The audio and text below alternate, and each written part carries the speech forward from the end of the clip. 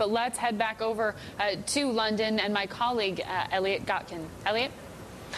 Thanks, Margaret. Yeah, well, earlier I was telling you how Europe's finance ministers are tackling bonuses and risky behaviour. But let's not forget that tax havens are also on the agenda as governments look to rein in some much-needed tax revenues. One nation that's done well from investors is the Cayman Islands, and I'm very pleased to say I'm now joined by Anthony Travers. He's chairman of the Cayman Islands Stock Exchange and Financial Services Association. Thanks so much for coming in this afternoon. Are you worried about all this talk about clamping down on tax havens? No, not at all. We're actually somewhat surprised at the characterisation of the Cayman Islands as a tax haven, given the record that we've had with tax transparency and the treaties we've entered into over the past 20 years. We had a number of treaties, particularly with the United States, and 27 treaties under the European Union Savings Directive, none of which were actually brought into the calculation when the OECD brought out their list. However, we have now entered into the right number of treaties in precisely the right form, and we are a whitelisted jurisdiction. But to us, that does nothing more than re-establish the status quo.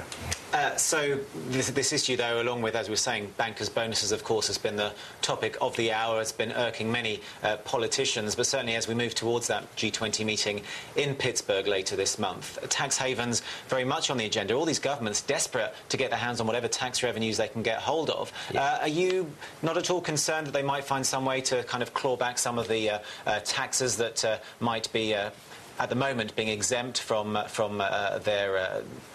being taxed at the moment?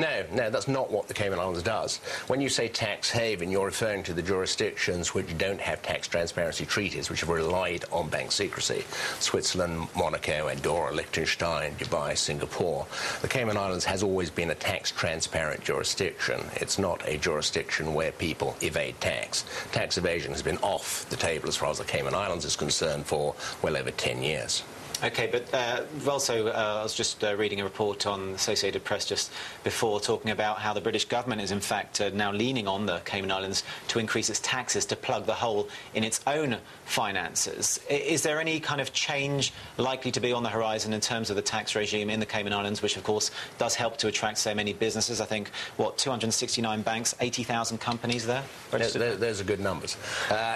We doubt it. The tax regime in the Cayman Islands has relied on indirect taxation now for 200 years.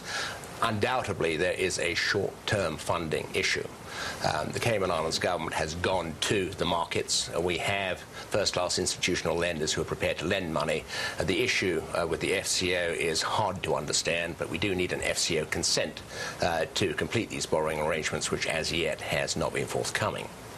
OK, I think my colleague Margaret's got a question for you. Sir, this is Margaret Brennan here in New York.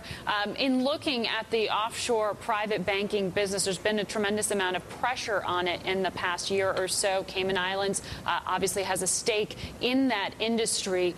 Given what we've seen happen between the IRS, UBS, and Switzerland, are you now concerned that perhaps that banking model, as you have had, is dead? Well, no, not at all, because the banking model you're referring to has always been a model that has been practiced by the non-transparent jurisdictions.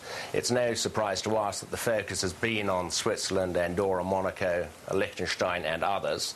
That model based on non-transparency has not been part of the Cayman Island lexicon, and accordingly we don't see any fundamental change whatsoever to Cayman Island transactional flows as a result of increased transparency. Rather the contrary. On each occasion over the last 20 years when we have entered into new transparency treaties, business flows in the Cayman Islands have in fact increased, not decreased.